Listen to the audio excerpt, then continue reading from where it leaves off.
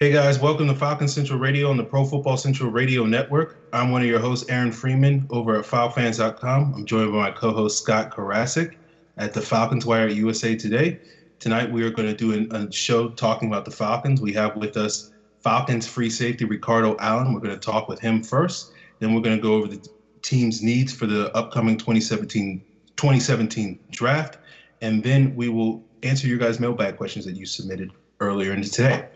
So first, Ricardo, I want to welcome you to the show. Obviously, we're big fans of yours and what you've done with the Falcons the last couple of years. So welcome to the show. Thanks for having me. Now, I want to ask you, the first question I want to ask you is about the defense as a whole before we jump in terms of what you do as an individual. But we saw a big growth from the Falcons defense towards the end of the 2016 season. I'm curious, where do you personally see that growth headed in going into 2017? I see, the growth just getting stronger. We went out last year, in our second year, my second year personally in the defense myself, second year free safety, just coming in last year, with a whole bunch of, like new players and a bunch of people who've never played in the defense and, a bunch of people who've never even played in the NFL, man. From week one, we were out there, it wasn't like a fine-tuned machine yet because it's very hard to get, so many people on the same page at the same time, clicking early in the season when they've never seen something or never done something before. But later on in the season, we got ready to, we started playing against, really good teams, really good quarterbacks, and we came to play. Our development and, our youth was not, a reason anymore because we've seen everything. We had played through everything, and, we're still young, we're fast, and we're ready to hit with everybody. I like that. So it sounds like everything is ready to go or at least everything's in the works for 2017 already? Yeah. We had to, we were able to make it to the Super Bowl. And we were able to, play extra games. We were able to play against, really good. So, we've seen ourselves at the highest level now. Now we have to, find a way to get over, just a little bit at the end and, just be able to finish and, to be able to push. So we have our standard. We have, we have the foundation of our team. We have the foundation of our defense already put in. Now it's just the small things that we can keep working on, the little things we can just keep challenging ourselves personally and challenging each other, personally to do better and, keep each other accountable and just keep pushing each other to do the right things all the time. Okay. Ricardo, speaking of changes going into 2017, at Matt Stars on Twitter. Sorry, speaking of changes going into 2017, at Matt Stars on Twitter asked what your thoughts were on Manuel as defensive coordinator and what DQ did differently down the stretch calling plays. Oh man, Coach Emmanuel, he's one of the guys who came in with one of the, toughest positions on the field. He came in with a free safety who's never played free safety before. He came in with, two man-to-man corners and have to, get them to transition to zone corners, and he did a really good job. And he comes in with a strong safety who's never played in the NFL before, and he's probably played cover 3 before, but he's never played in this style of defense before. So in the secondary, and then he came in with a nickelback who's also a rookie. So he came in with a lot of inexperience. He came in with a lot of people that he had to push to another level, and he did that in a really good way. And he's a guy that pushes the envelope every day and every week. So he's a guy who's never satisfied with the small things and stuff like that. He's always pushing for more always, and he's a guy that is going to stay on the pedal always, and he's going to be always pushing to be the best. And and Coach Quinn, he did a really good job, calling plays at the end of the season. He's done it before. He was really fluent with it, and he knew when to call things and when not to call things. Now, Ricardo, I'm curious, talking about the team's growth, what about your individual growth? I know you're probably your biggest critic or whatnot, but what were some of the areas that you saw in your own game that grew this past season in your second season playing free safety? And what are some of the areas of your game that you hope to improve on going into year 3? Oh man, my open field tackling, man. Going into the season, if you look into it, it was a lot of early in the season there was a lot of big plays who was coming, that was happening to us and stuff. but a lot of those big plays never got into the end zone. So I did a really good job of, making sure that I gave my defense another down, a down in and down out. And, I stopped a lot of big plays for going into the end zone. And I think I went I would say 14 weeks straight without letting a play that I got to that was a big play happening. I stopped it from getting into the end zone. That's what I took pride in. I took pride into giving myself, because, if the ball gets to me, it's a one-on-one every time. So, I took pride in, me versus their best player with the ball. I took pride in, making, my open field tackles and giving us another chance and giving us another fight, because you never know what those can end up to. It can end up with a missed field goal.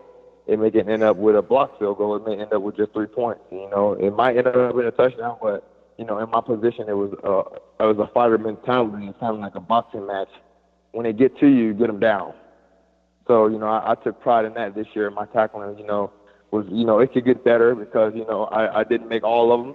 And I am a guy who pushes for, perfection in everything I do.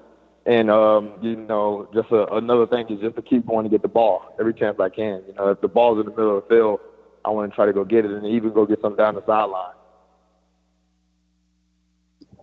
My improvement, I would like to be a guy that can move into, any position on the defense, play man on the slide, be able to, blitz here or there, not just be in the middle of the field all the time, a guy that can move around and play any position, because I am a corner who converted to free safety. So I can play man-to-man, and I can guard other people, and I can, do other stuff than other being in the middle of the field.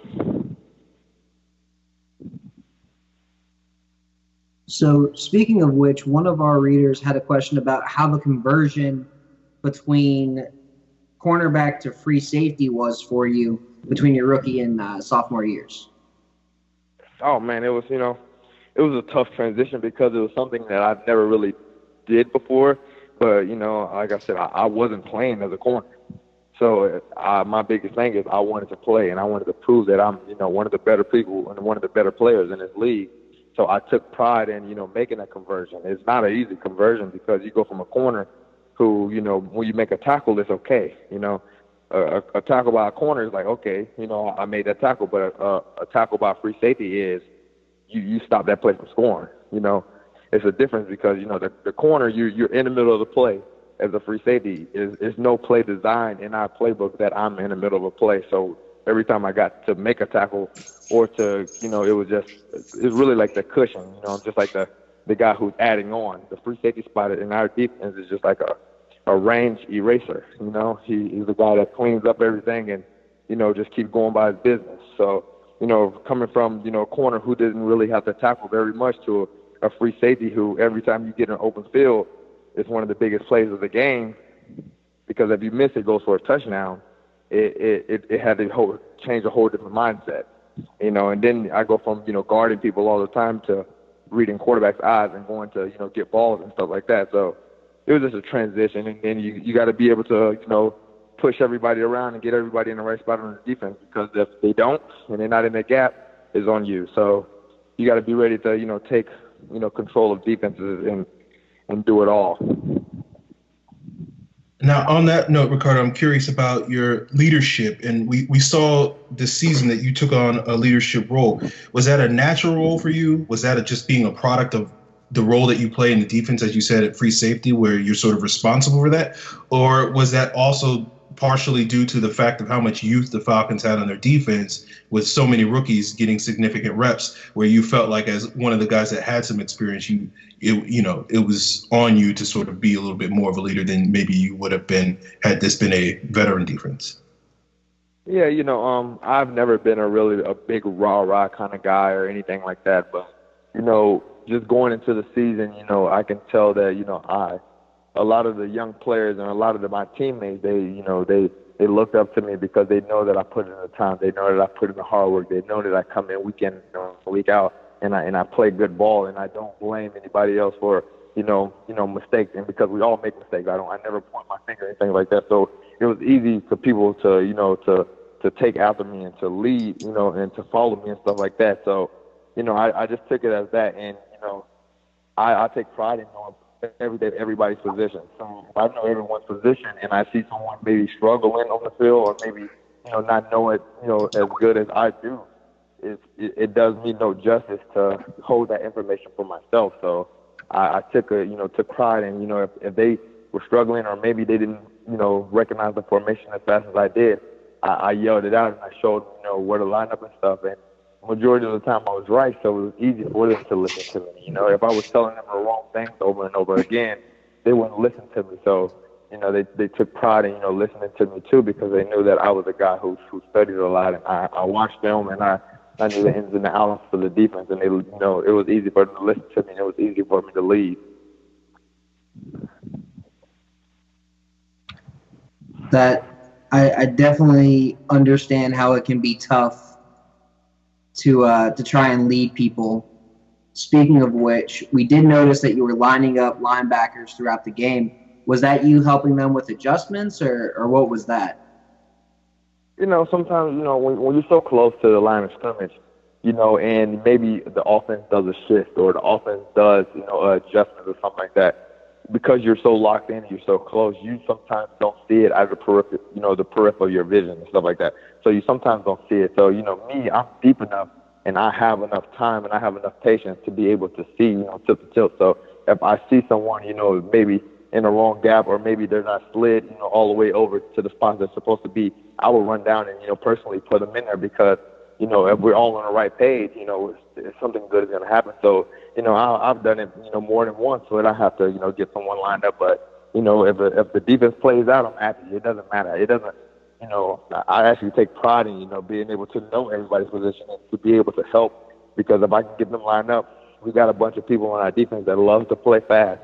So if I can get them in the right spots, they're going to play fast. Just go get the ball. I try to tell them, don't do the thinking. I'll do the thinking. You don't have to do the thinking. I will. So I just put them in the spots and let them go. Ricardo, I'm curious, as someone, playing that free safety role, you get to basically see the most, if not the entire defense on the field at a given time. And one of the things that we saw this past season was the team sort of shift more to a man coverage-based defense than the sort of traditional zone coverage that was a hallmark of the type of defense that Dan Quinn helped build in Seattle. I'm curious, did that shift, did you have to make adjustments to your own game? And as someone who gets to see everything happening in front of you, what did that shift, what did you see from your teammates that you thought that shift helped their games improve?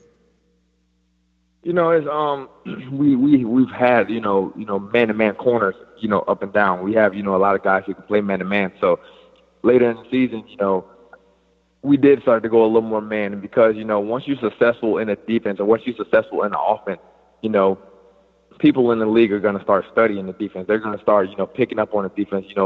Defensive player and defensive coaches from a team may not be there. So this defense is starting to spread around the league, much faster than a lot of people think, and people know the ins and outs of this defense. So, earlier in the season, we were giving, up a little bit of stuff, and it was because people understood what we were doing, so they were influencing us in a way. So, Coach Quinn, he did a really good job later on of, picking and choosing when he would throw zone in, throw man in, throw a blitz in, do that. So he kept everybody on their toes and stuff like that. And, just from being a zone safety, it's our middle field safety is not traditional. It's not the traditional middle field safety that everyone thinks it is. It's I'm more of a seam safety to work back to the middle field. So that's why majority of the time you see me lined up on my number 2 seam guy, and I work from him to take my seam away to work back to the middle of the field.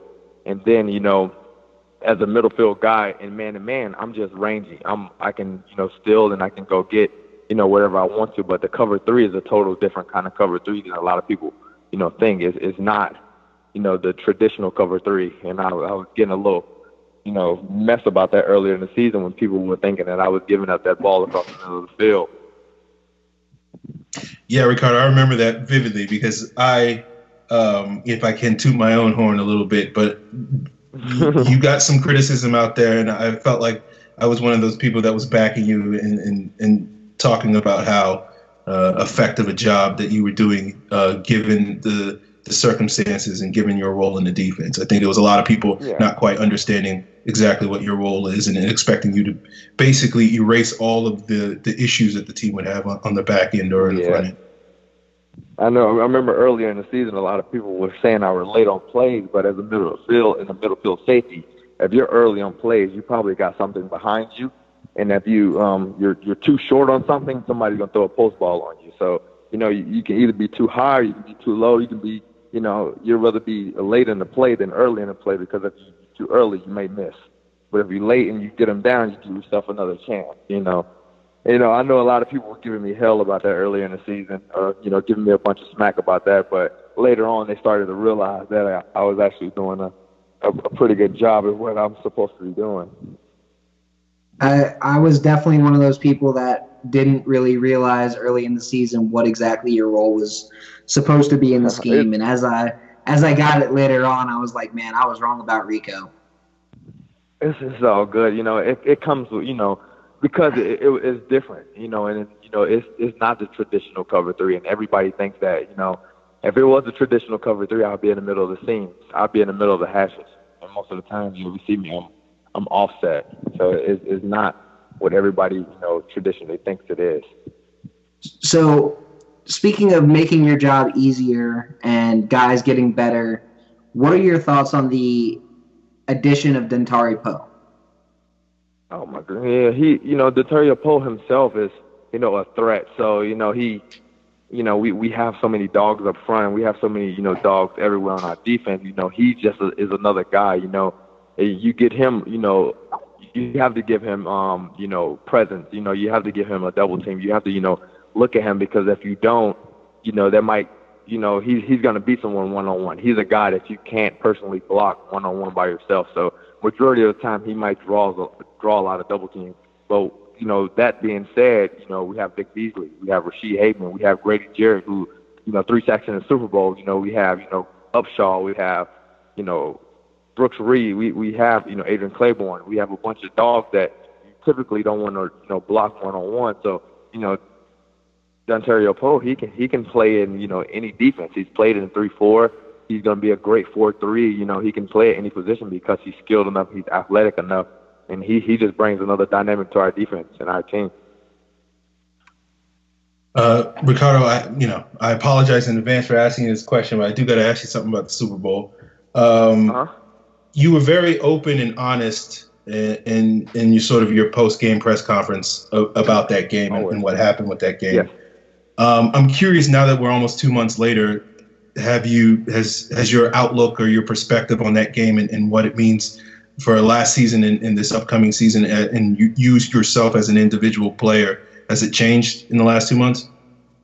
Oh man, that game, from what I said, after the Super Bowl, it was all the same, because I'm a player that I can see things that would happen right on the field, and I understand what happens on the field because I understand what teams are trying to do against us, and it was just the Patriots, they fall at the end, and they fall all the way through. Not saying that we didn't fight, but they at the end of the game they play lights out. We played well, but we didn't play lights out like they did. So some of the completions that they didn't get in the first half, they got in the fourth quarter, and those are the things we gotta know as a team. We can't it can't be that game where you say you play 3 quarters. Well, we played 3 quarters great, but we played a fourth quarter not very good, and they played that fourth quarter great.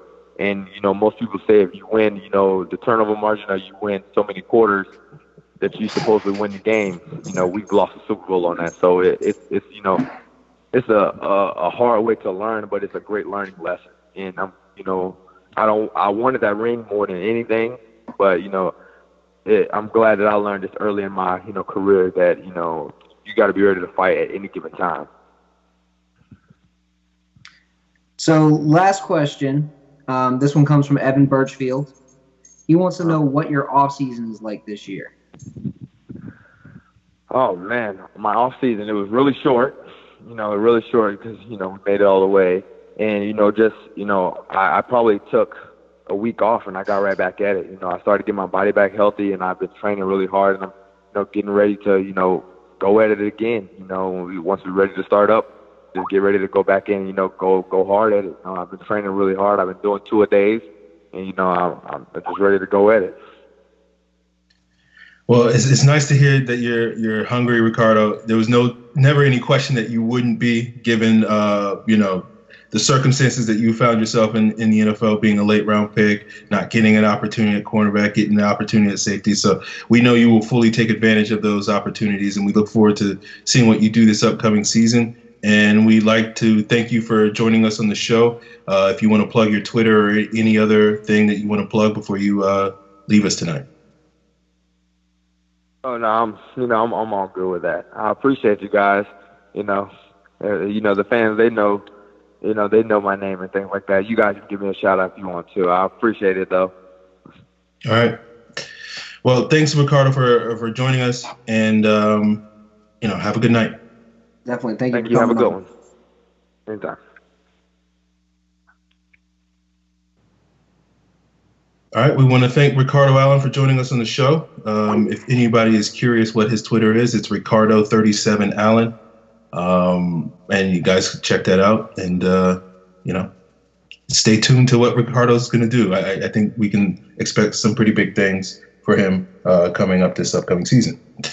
So we want to continue our show as we do, and we want to thank all the fans that submitted all their great questions. We couldn't get to all of them, but you guys submitted some great questions. Maybe we'll get out Ricardo on at a later date, and we'll get some of those questions answered for you.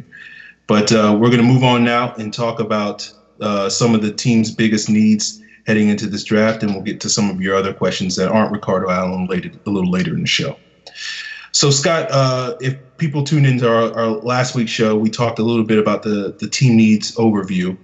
And this week we want to dial down a little bit more into some of the specific needs and talking about some of their primary needs. Scott, we want to focus mainly on their two biggest needs tonight, correct, with the edge rushers and the right guard position? Yeah, the edge and the guard. Right. So just wanted to check with Scott real quick.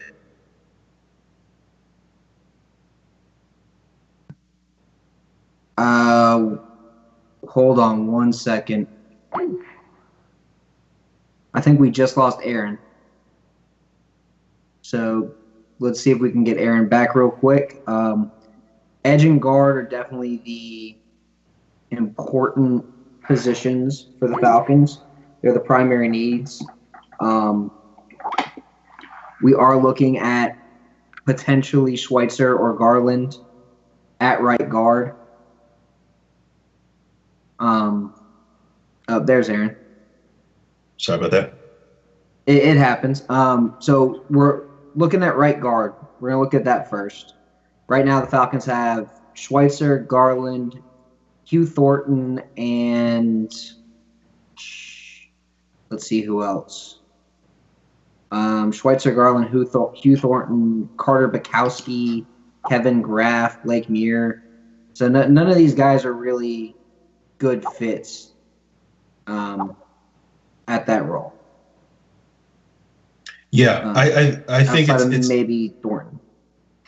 Yeah, I think it's going to be Schweitzer, Thornton, and Garland as the big three, and potentially if the Falcons draft somebody, that person might also be in the mix.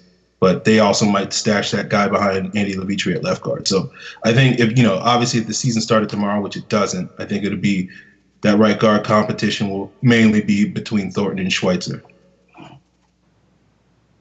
I think that's probably the best way to look at it.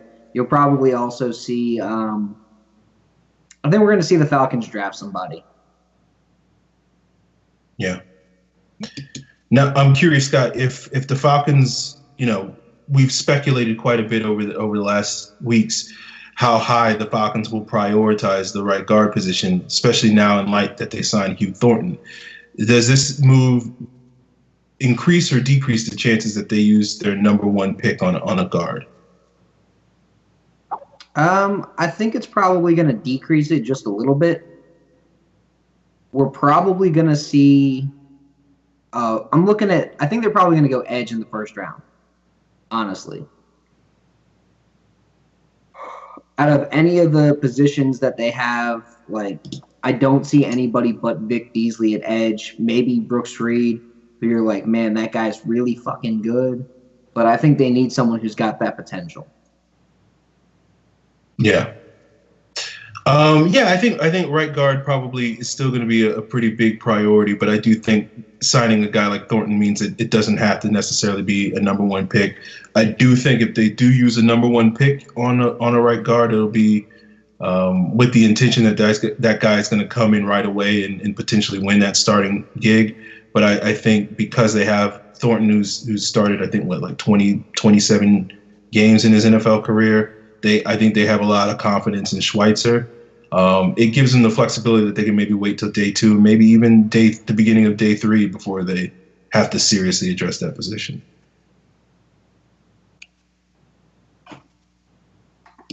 I mean, if they take a guard in day 3, I have no idea what they'll actually, like, I don't know. A guard in day 3 is going to be interesting. There's a bunch of guys that could go in the 4th round that you're like, man, if that guy starts for this team, I don't know how good he's going to be, but like Nico Siragusa. He's not great right now, but he's got the potential and he's got the athletic ability to look really good in this scheme. Or a Deion Dawkins even in like late round 3, that would be a great pick in the 3rd round. I would love to see Dawkins. And the more I think about it, the more I'm probably thinking either Feeney or Lamp is probably going to go in late round 2. I know we're looking at the guard position and we're like, man, that's a 1st round spot. That's where the Falcons have to go with it. But when you look at the overall, when you're looking at the overall picture of everything, you're looking at everybody who's out there. It wouldn't be shocking to see Feeney, the average year, losing my train of thought. So in the average year, you get 1 or 2 guards that go in the top 65 picks. Mm-hmm. So if a guy like Lamp goes in the top 30 picks, you might have one more, and that might be Feeney. And then you'll have guys like Dawkins, Siragusa, Dorian Johnson, all that available maybe in the late 2nd or even early 3rd round. And the Falcons could have their pick of some really good guards even as late as their 3rd round pick. Yeah, it seems to me like the sweet spot for guards is going to be somewhere on day 2 for the Falcons, I think. I think Lamp is going to be a 1st round pick when it's all said and done. I don't know if he's going to last till pick 31, but I think he's going to be a 1st round pick when it's all said and done. I don't really know if anybody else in this draft class at guard is necessarily going to be a 1st round pick. Now, there might be a tackle here, like someone like Garrett Bowles or Cam Robinson, where someone drafts them a tackle and says, we're going to move you to guard or something like that. But I think the Falcons can probably afford to wait till the end of the 2nd round and still get one of the 2 or 3 best guards in this draft class, just because I don't know if there's going to really be a high premium on that position, especially in light of the money we saw get thrown around in free agency. I think most of the teams with a dire need at that position were able to address that, with a lot of money and dough. I do think that will give the Falcons a leg up and maybe be able to get maybe a top 50 talent with that 63rd overall pick. I think they can afford to wait with the guard at that position.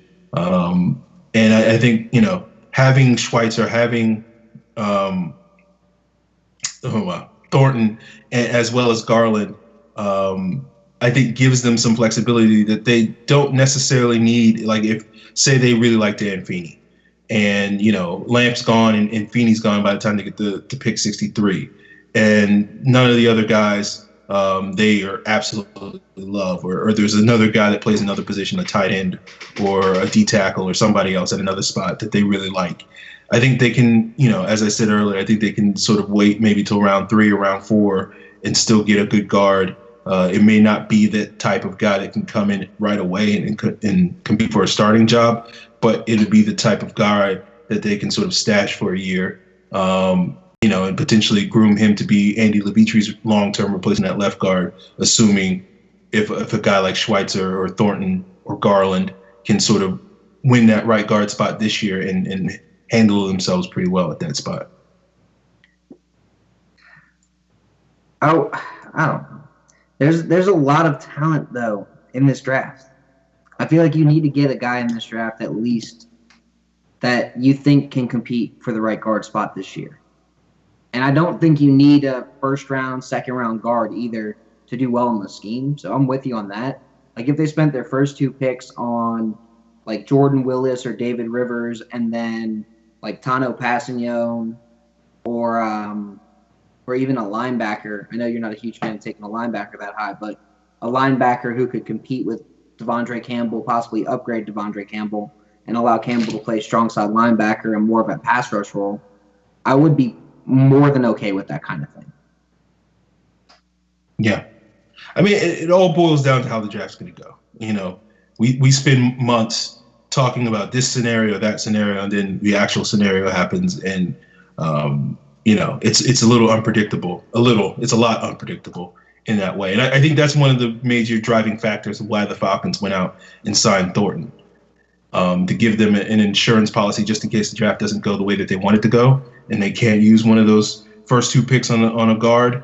I also think the team has a lot of confidence in Schweitzer. I think that's one of the reasons why the team gave Schweitzer so many starting reps last summer in a competition with Chris Chester. I don't think that was a real competition in terms of Chester was really at any point threatened to lose his starting job. But I do think the Falcons may have thought, okay, well, Chester's going to be our guy, but Schweitzer's not going to really get an opportunity to get any reps because he's not going to be one of those guys that we activate every Sunday as the utility guy at center and guard. And so this will be really the last opportunity he'll have to get some serious reps on the field. And so let's give him as many as we can get. And that means some first team reps. And I think, relatively speaking, I think for a 6th-round pick that was playing a brand new position, played left tackle in college and was now playing right guard for the first time, I thought Schweitzer did a pretty excellent job. Not quite to the level where I would say he could unseat a guy like Chris Chester, but enough where you can be like, okay, I think this guy has something that you can build on towards the future. And I think that's maybe part of the Falcons' plan. So I honestly think that there's a very good chance that Schweitzer does open up the season as the team's starting right guard. And I think the team is more than willing to give him that opportunity, which is why, while I think the team wants to get another guard in there, I don't necessarily know if they're going to be in this attitude of, oh, no, we didn't get a guard with our first 2 picks. The sky's falling. Let's reach on a 4th or 5th round talent in round 3 or something like that. Who knows if you could describe this year's draft like that. But it's one of those things where I think they can be okay with not getting a guard until maybe the middle rounds. I'd agree with that. The middle rounds would be fine. But I just don't know if Schweitzer is the guy that's going to start. I think it's probably going to be that mid-round pick. Okay. All right. Well, I mean, who knows? It's hard to predict the future. And there's a variety of things that will affect, a competition, health, obviously play and production. So, I think that will be obviously the one of 2 spots on offense is going to be pretty wide open entering training camp. But I do think Schweitzer has a leg up in that regard, given that he has a year in the system, did reasonably well, for last summer. And I think the coaching staff is going to give him every opportunity to win that job. So we'll see what happens. But, I wouldn't be against a rookie starting if he actually winds up winning the job fair and square.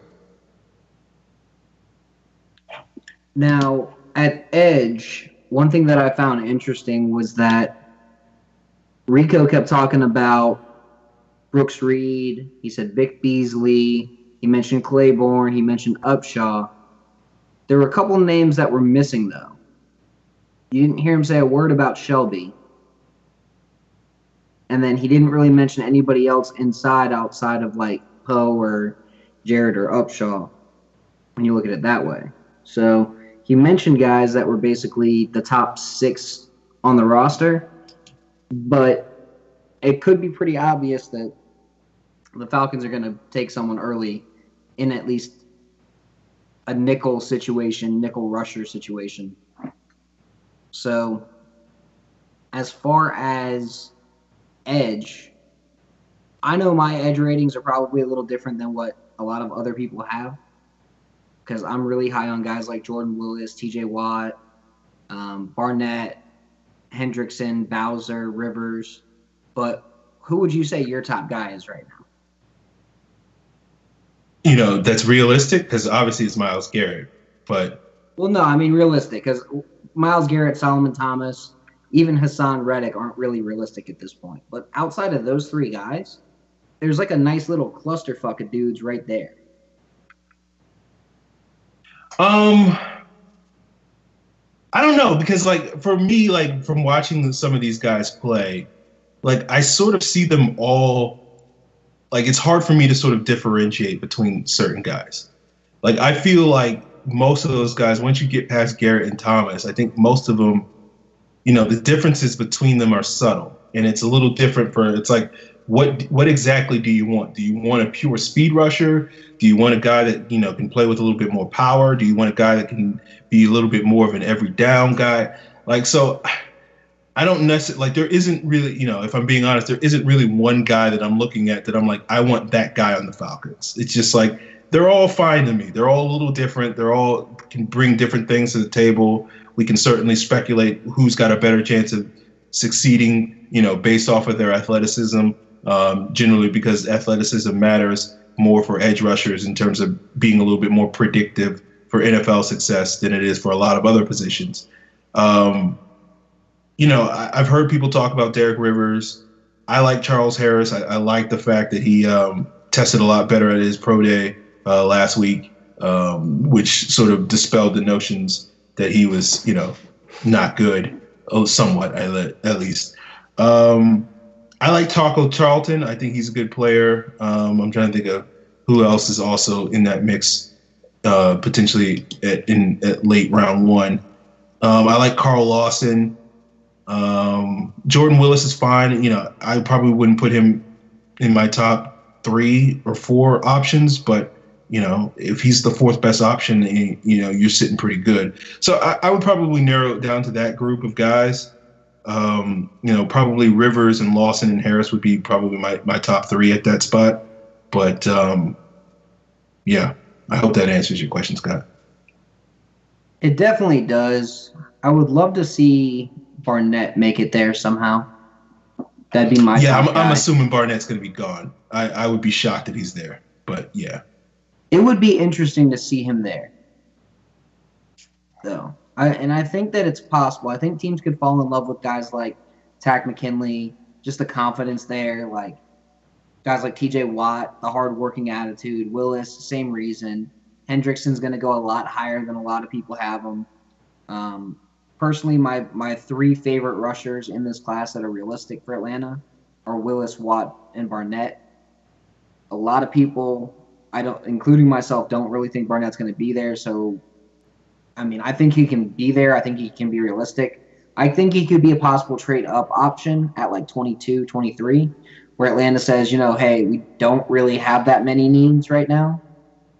We can do this same trade-up we did for Trufant back in 2013 and get Willis. Or not Willis, get Barnett. Or even Willis. Get Willis, get Barnett, get Rivers. One of those guys. And I could see him trade up for one of those 3 guys because they've got great athletic profiles. They're very good on both the left and the right side. And they both, and I know it sounds stupid, but they both have good 3-cones. And that's something that the Falcons actually give a shit about. You're on a sub-7 3-cone, you're probably going to be high up there on the Falcons' consideration. That is an accurate statement, Scott. They love their 3-cones. So yeah, it'll be interesting to see what the Falcons go. I one of the reasons why I'm not too stressed about this year's draft, because I do feel that this defensive end spot, this edge position, is probably the team's biggest need. I think it helps guys like Ricardo Allen play better, because if the Falcons can get reliable pressure, it makes it easier on the guys like Ricardo in the back end so that they don't have to cover for as long as we've seen them do, especially if they're going to play a lot more man coverage. And so getting Vic Beasley a running mate, getting, an extra rusher off that edge that can give you sort of reliable pressure. We saw that with Claiborne last year, but he obviously got hurt. But Claiborne gives you that flexibility that he can also play inside as well. But giving Beasley another long-term guy that you can say, okay, these are going to be our two bookend defensive ends for, the next 7 to 10 years, I think is what the Falcons should be striving to do. That should be the priority more so than some of these other needs.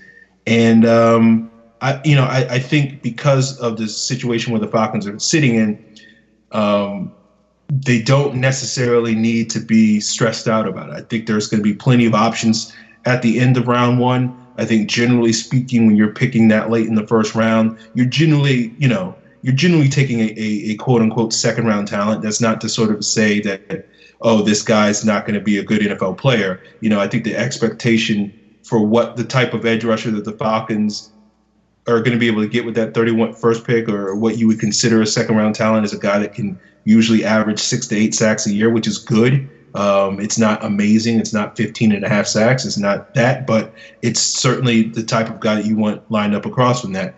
And so I feel like there's multiple options and there's multiple players that are potentially should be available with that spot where you can realistically expect that sort of potential with them. And that's one of the reasons why, I'm not too stressed about this draft, because I just feel like, oh yeah, they'll get an edge in the round one. It'll be one of those guys. They got 3 or 4 options. So even if 2 of them are gone, there'll still be at least one of those guys left available for them to pick. And it's not, I won't say it's a can't miss pick, but it's a pretty safe pick, and it's a much better spot that the Falcons have found themselves heading into a draft than we've seen in a really long time. To have this year's draft class, which is pretty strong at that edge group, I don't think it's amazing, but it's a pretty strong group of players, and it's pretty deep. And you have 7 or 8 guys that I think you can realistically give top 50 grades on, and I think it's pretty likely that the Falcons will wind up with one of those guys. And I think that's all you really want coming into this draft, I think. And for me, I know you say there's not really any guys out there in this draft that have that potential to be that beastly guy and that ridiculous 10 to 15 sack guy. But when I watch Jordan Willis, and I know there's some people who are like, well, he can't bend around the edge, he can't do this. I don't know what they're talking about. I see a guy who can bend. I see a guy who he's what I like to call a Ricky Bobby pass rusher. He can go fast. He wants to go fast, but he has no idea how to use his hands. And he also kind of has a if you're not first, you're last attitude, where if you're not the first one to the quarterback, he's going to be the last one to the quarterback. And unfortunately, that's kind of how it's been going for him. But I feel like if you teach a guy some technique, like a guy like that some technique, who's got the drive, who plans his pass rushes out, who tries to figure out what he can do to improve it every day. Off the field, he's everything the Falcons want. On the field, he's got a nonstop motor, and he's extremely athletic. When I compared his timing to guys over the last 20 years, he came out just above DeMarcus Ware. DeMarcus Ware is 8th or 9th overall all time for edge rushers. I don't know off the top of my head, but I know he's right in that range. So he came in just above that. So he's in the top 10 of all time, or since 99, I should say, for edge rushers out of 500 dudes that have declared for the draft since then, and that have full data sets. So when you give me a guy like that, I'm looking at him and saying, you know what? Let's see what we can do with him on the weak side. Let's see how well he can play as a Leo. Let's see how well he can play on the right side and on the left side in pass rushing, and see what he can do.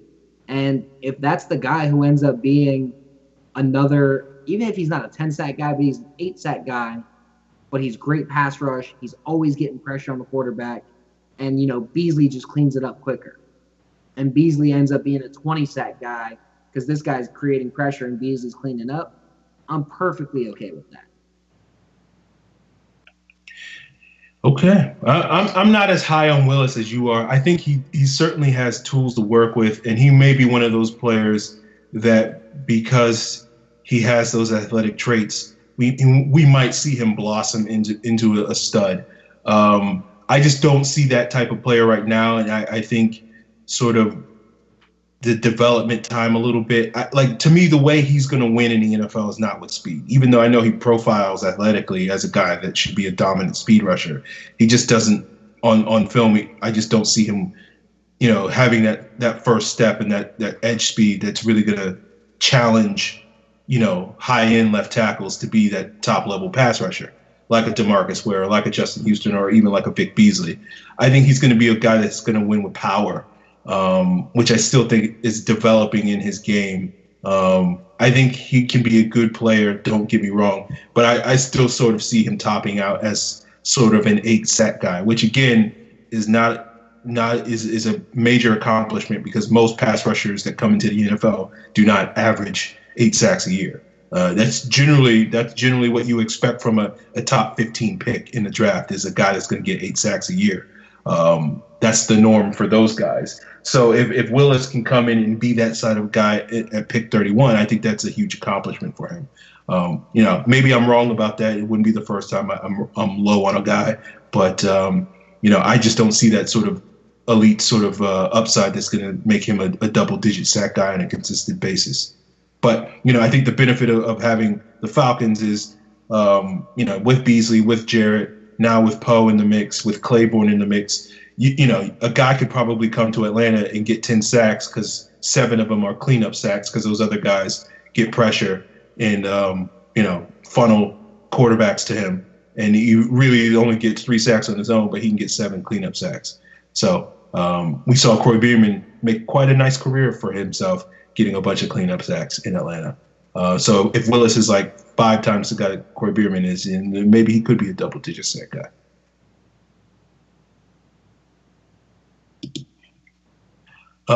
So Scott, you got anything else to add about the team needs before we jump into this mailbag? No, just I'm kind of looking at the roster and even the primary needs outside of right guard. I feel the primary needs have guys who can start at those positions and who at least are NFL average starters.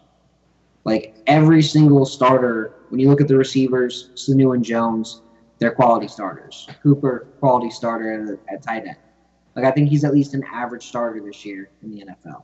At 4 of the 5 offensive line spots, Matthews, Levitre, Mack, Schrader, you've got at minimum average, at best, you've got a pair of top 5 guys in Mack and Schrader, which do kind of help out the right guard. On defense, even though Brooks Reed isn't great, he's still not below average. He's still a good player. Poe is potentially elite if he can get back to form. Grady Jarrett's potentially elite if Poe coming in makes Poe play at an elite level, I guarantee you Grady Jarrett comes in and plays at an elite level because he's one of those one-on-ones again in the 3 technique. And just to me, if you see Grady Jarrett winning 3 techniques, that's a potential 10-sack guy. That's a potential Rod Coleman level production on the inside. Maybe not 10, but maybe 7 on the inside, which is still a lot for an interior lineman. And then Vic Beasley could have another good year. Maybe 15 sacks again. Maybe maybe 15 sacks again, but maybe this time there's a lot more consistent pressure and he's flushing guys to the other side. And maybe Brooks Reed gets 5 or 6 cleanup sacks. And then Deion Jones, Devondre Campbell, they're both showed last year they're average starters. And you don't need a starting quality strong side linebacker right now just because that's not a high first-round pick. Unless you're getting T.J. Watt and you can play Beasley as a pure Leo, you don't really need that guy. And at corner, Atlanta's set at corner. Atlanta's set at safety right now. Like, I know Rico was just on the show. I like Rico. But if Atlanta can get a guy who can at least challenge him and play good depth, and if Rico goes down, can be smart enough to learn the offense and, have no drop-off, I think that's a good pick in, say, the 3rd or 4th round. it's tough to find someone like that, but at least you can – I feel like if there was a draft to do it, it's this draft. So, I mean, when you look at all the starters, there's one spot where you're just like, ugh, I hate what I'm seeing here at right guard with Hugh Thornton and Wes Schweitzer and Chris Chester probably retiring and maybe even Ben Garland winning the job. Like, if I had to pick out of that group, I want Ben Garland starting. Because for whatever reason, that dude can play football. You line him up at defensive tackle, he does a good job. You line him up at center late in the season, he was doing a good job. Like, I've had no issues with watching Ben Garland play football in the Falcons uniform. Whatever you do, whatever you see him do, he's just doing well. Yeah, he probably could be that backup free safety that you just talked about. But yeah, I think fast enough for that. But maybe like strong side end on a couple of things. Yeah, I think the Falcons are in a good position. Obviously, given the success that they had last season, I don't think they really need any starters. I do think they can sort of make a go at it with their current guys at right guard. I think they can make a go at it at fullback. I think they could put Beasley or Brooks Reed at strong side linebacker, so they can make a go of that. I think they have a healthy enough defensive line rotation. As you said, I think every other spot they're good with the starting position. So I think this draft is really about where can we sort of maximize our talent at some key positions. I think because you have a deep edge class, you can really maximize your talent. It would be a shame to not come away with, at least one of the top 10 edge rushers in this draft class, whether that's in the first round or second round, we'll see. But I think it would be a disappointment if the Falcons didn't get one of those guys in this draft class. But the rest of the draft picks are really sort of just like, okay, well, if we take a guard, they may not necessarily win the starting job right away, but we can stash them and they might be the long-term replacement for Andy Levitre at left guard, right? If we take a D tackle, they're not going to start right away, but maybe next year when Poe's a free agent or whatnot, then maybe we can have a guy that we can sort of plug and play with that spot. Even Ricardo Allen, who I think is going to be a starter here for a couple of years now, but his contract is going to be potentially up in 2 years. You can take a safety and you can sort of stash him as a depth guy for 2 years and then possibly develop him as a long-term starter. So I think a lot of this draft is really just going to be, okay, where can we maximize our talent as opposed to really needing anything in particular. It's just like, okay, we can supplement some of these positions. We can add some players that we can sort of develop long-term that a year or two from now might be in the mix as starters, but we're pretty good at a lot of key spots. So we don't necessarily have to, feel like we're going into this draft needing a bunch of spots. Agreed. So all right. So our producer, who we're glad to have back, Brian Harrington, asked what our thoughts would be on Peppers as like a first-round pick. Personally, I would like Peppers just because I feel like if the Falcons do take him in the first round, they're seeing something that no one else on draft Twitter is seeing. They're seeing a guy that might be able to compete as a starting free safety or a starting linebacker. Like, if they take Peppers, though, I think early on he's a linebacker. And I think he's probably that starting weak side linebacker in Atlanta. And they say, hey, man, can you do what Thomas Davis did and eventually get up to about 230?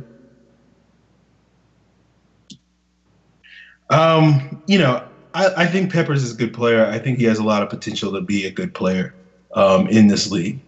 I don't see him as a first-round pick. I don't think he has a position. I don't think he's a great safety. I don't think he's physical enough to be a linebacker.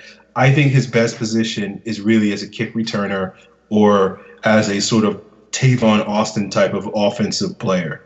Like I think that's what he projects best in the NFL as. And like as a defensive player, I think he can be a capable role player, and maybe he goes to the right team that knows exactly how to use him and sort of develops him. But I don't see him as a first-round pick. I think he's the type of player you take in the second round where you're like, we're going to roll the dice on his athleticism. We'll figure it out, but you have to have a plan with Peppers. And I just don't understand how a team right now, other than asking him to return punting kicks, can really have a discernible plan about him. So I don't like Peppers in this as a Falcon particularly. I don't really think he has a role. I don't think he's good enough to play linebacker. I don't think he would start over a guy like Devondre Campbell or Deion Jones. I don't think he's, I think as a safety, his best fit is as a strong safety in this scheme. We obviously already have Keanu Neal. I don't think he's going to even challenge Ricardo Allen for free safety anytime soon. So, to me, if the Falcons take him, they're just taking him because they want a returner, and that's it. And maybe they want to groom him in sort of this Mohamed Sanu, Taylor Gabriel-esque wide receiver role 2-3 years from now. But that to me is not a first round pick. That's a you take a flyer on a guy in the middle of the latter part of the second round, and I would be very upset if the Falcons did that. I hope that answers your question, Brian. So that is a conversation on team needs. We'll talk next week about some needs. We'll dive a little bit deeper on some of our secondary needs like tight end, D tackle, safety as well. But let's jump into the mailbag questions. As I said at the top of the show, several people asked some really good questions, and we'll get to those now. Our first question comes from Andy at Falcons Andy on Twitter. He asked, do you agree that signing players just for special teams, or would you rather let backups fill in? I mean, I'm one of those backup fill-in kind of guy. Backups and rookies. If you've got guys who can come in and play special teams, it's great, but don't waste your roster spot on a guy like Eric Weems, where all he does is play special teams. Yeah, I know, Aaron. Eric Weems is one of the better special teamers in the league, blah, blah, blah. Went to a Pro Bowl twice as a special teamer. Whatever. I got it. On the other point, if you've got guys like your fullback who can play special teams, like Soma Vainuku, or you got guys like or you've got guys like hold on, we just lost Aaron again. If you've got guys like your linebackers, your backup linebackers, your backup safeties, your backup corners, and those are your guys that are playing your your defense. Those are the guys that are playing your special teams. I'd much rather have a group of backup linebackers, backup receivers who provide something on the field, on their defense, on their offense, than those guys who are providing nothing. Look, I don't really think you should be drafting special teamers high. I do think it does pay off for teams. That was something that Dan Reeves did on a regular basis, and the Falcons routinely had excellent special teams under him. But I do think you need to sort of,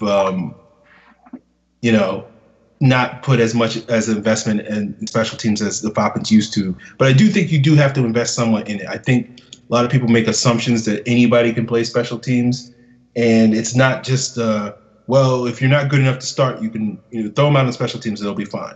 It does take a certain skill set. Not everybody's cut out to play special teams. So I do think you do have to sort of target a little bit certain guys to play special teams, and but yeah, I'm not going to sit here and say you should spend millions of dollars on special teamers, but it is something where I do think going out and getting players like an Eric Weems. If special teams was so easy, then you wouldn't have guys like Eric Weems or Larry Isso or Brandon Ayamba-Dejo who wind up playing almost a decade in the NFL because of their value on special teams. So I do think there is some value to adding those players, but I wouldn't go out and spend a fortune on it.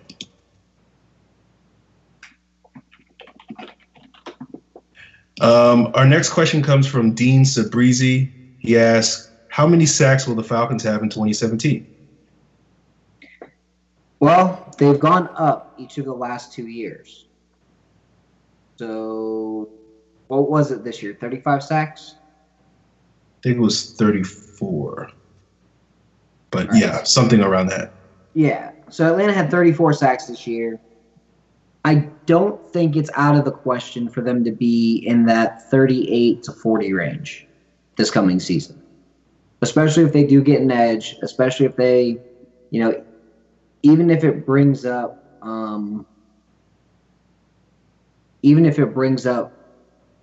like 5 or 6 sacks, as long as there's more pressure, that's what matters more. But I could see them being in that 38 to 40 range this year. Now, if Poe goes off and Jarrett goes off and Beasley maintains, you could see potentially, no, I'm being crazy here, potentially 45, maybe even 46 sacks. It's possible. I won't sit here and dismiss it as much as I did last year. So, I think 38 to 40 is probably a healthy sort of range. Last year I said 35, though. Yeah, no. I'm saying last year I was rolling my eyes at the notion of 35. I was like, yeah, we'll be lucky to get 30. For me, I think 38 to 40 is probably accurate. There's probably I don't expect Beasley to repeat what he did last season with the sacks. I think there'll probably be some drop off, but I think for him in particular, along the lines of what Scott said, I do think we'll see a significant increase in the number of pressures he gets, as opposed to maybe the sacks. I do think Jarrett's production will go up, and I'm not expecting whoever we draft to come in and be hugely productive right away. Generally speaking, rookies tend to get maybe 3 or 4 sacks in their rookie years, even good ones. So that's probably about where I would expect. And if you sort of add that to the team total, then you're probably in that 38 to 40 range.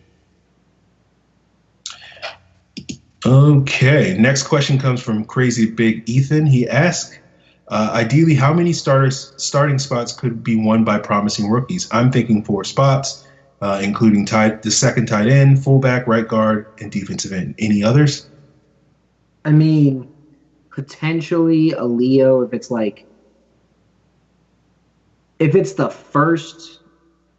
one Leo, the first round picks, the Leo, I could see that. Right guard for sure. Tight end 2 or fullback. I mean, if there's a rookie undrafted free agent at fullback, sure. Tight end 2, I don't think they gave Toilolo that much money to have someone else be the starting tight end 2. Yeah. Generally, I would say, going into most years, and I know last year's was different, but I don't think last year's is the norm. Most years, I would say whoever your first and second round picks are going to be, have a pretty good shot at winning one of those key roles. Generally speaking, after that, it's a lot more hit and miss. If you assume that the defensive end and right guard are the first 2 picks, then I would say those 2 spots. Along the same lines as Scott, I don't expect the Falcons to draft anybody at fullback. At this point, maybe they sign an undrafted free agent if somebody they really like goes undrafted and they're like, oh, we didn't think this guy would be undrafted, we're going to sign him. Tight end 2, as Scott said, I think because of the money they paid Toilolo and the investment they made in Hooper, they're not planning on a guy coming in right away and winning that spot. But it's certainly a possibility if someone they draft winds up, outshining expectations, then he could realistically win that spot. But I would probably say right guard and defensive end, and that's only if those 2 spots are the first 2 picks in the draft. We got another question from Falcons, Andy. Do you think the team wants to bring Chester or Freeney back? I think their thought on Chester or Freeney is if Chester decides to not retire, he's coming back. And it may not be a decision until after the draft. Now, if with Freeney, that's a completely different situation. If Atlanta doesn't take a guy in the first or second round at edge, Freeney might have to come back. And then they'll bring him back as long as he's willing to come back to as long as he's coming back to be that starter, be in training camp, be part of the whole thing. That's the way to do it. But I don't think the team is saying right now these guys are essential. Yeah, I'm the same way. I think they'll wait to see what happens after the draft. Do they want to bring those guys back? I think it's more like they don't mind bringing those guys back, but I think they ideally would like to address both of those spots in the draft and not have to bring back, a 30, Chester's like 33 at this point, and Freeney's 37 at this point, and sort of have to rely on those guys to have significant roles this year. So I think they would ideally like to replace both of those guys with, someone who's 21, 22. But I don't think they've closed the door on that possibility. But as Scott said, it's going to be a situation that waits till after the draft. It just really sort of depends on how the draft goes. Our next few questions come from Jelani234 on Twitter. He asks, how many starters do we need out of this draft? One, right guard. Yeah, I would say zero, because as I said earlier in the show, I don't necessarily think they need a starter at right guard. I think they need a body, but I don't think they need a starter. So I would say zero. They don't need a starter at defensive end. They want a starter, but they don't need one. They can make do with the guys they have. So as I said earlier, I feel like the team is good to go at the 22 starting positions right now. It's just more supplementing their talent level and getting better for the future. The next question from Jelani is, do you think we still pick a D tackle in this draft?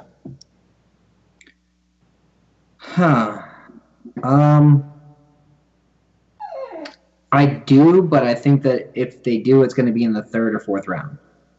I don't think it's going to be right in the beginning. Yeah, I'm sort of the same way, Scott. I think earliest is probably maybe like third round. They take a guy if someone like Jaleel Johnson is still available in the third round. They might pull the trigger on him, but I think more than likely they're going to wait till the fourth round.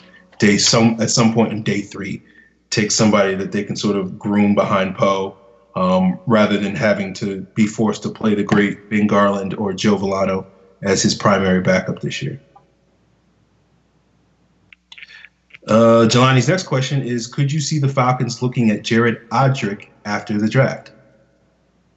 Possibly. It depends on what Odrick's contract would look like. But the same thought as defensive tackle is the same thought that I have at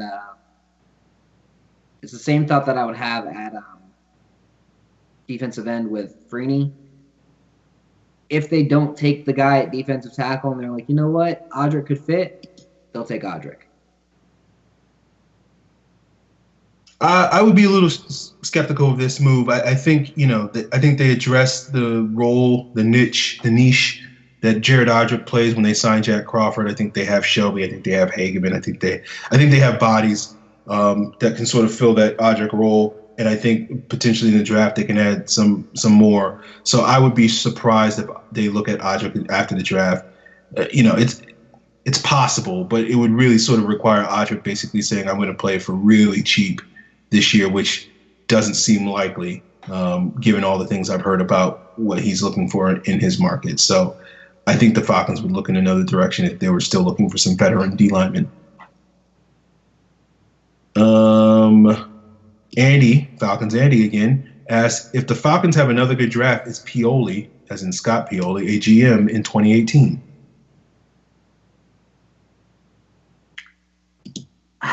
I don't really want to speculate about – I really don't want to speculate about who's going to be a GM in 2018 or not. Who knows, honestly. I mean, I think it could be a job opportunity for him, but if he doesn't want it, then just let him stay. Yeah, look, I don't necessarily – I think – Pioli, given his experience in Kansas City, is not going to just jump at the first offer that is going to come to him if he gets an opportunity. But I do think he'll be on the short list as potential GM candidate elsewhere. But from my perspective, I wouldn't expect him to leave just because I don't think some of the opportunities that you're looking around the league, like the Chargers or something like that, are going to be situations where Pioli's going to be like, yeah, I want to go to LA be the GM of the Chargers or something like that. So, I think Pioli, because of his experience working in Atlanta, is going to want to go to a place that has, good ownership, which is much more rare in the NFL than I think a lot of people think. So I think, as long as the Falcons still have a good thing going for them, and unless, most of the teams that have good ownership have stable GM situations. So it's one of those things where those opportunities don't really come that often. So I wouldn't bet on Pioli, but it's a possibility. I wouldn't bet on him leaving, but it's a possibility. Evan Birchfield's next question is, saw that we've met a few wide receiver draft prospects. Is it a pretty sure thing that we draft a wide receiver? I think it really depends on it, honestly. Like, maybe. Like, they meet with a bunch of wide receivers. They meet a bunch of quarterbacks. They meet running backs every year. They meet fullbacks every year. They don't always draft any of those. So it really just depends on what's there and what they like. Yeah, I think this is a situation where I think it's possible that the Falcons draft a wide receiver, but I doubt they're really sort of planning on going into the draft and definitely drafting a guy. I think they're this is part of their due diligence, potentially, late in day 3 and 5th, 6th round or something like that. If a guy they really like is available, that can add some sort of playmaking potential to the offense, I don't think they'll pass on him. But I don't think they really sort of consider it to be a major issue that they need to address. I think this is more than likely going to be a situation where the Falcons go out and get like 3 or 4 guys in undrafted free agency and ask those guys to compete for a roster spot, similar to what they did last year. Our next question from Evan Birchfield, and I believe this is our last question of the night, is, will there be a Miles Jack this year, as in a top-ranked player who randomly drops in the draft? Yeah, I mean, there's a bunch of guys who we'll see drop in the draft that no one's really expecting. Going back to the idea of guards drop, Forrest Lamp could drop. We don't know.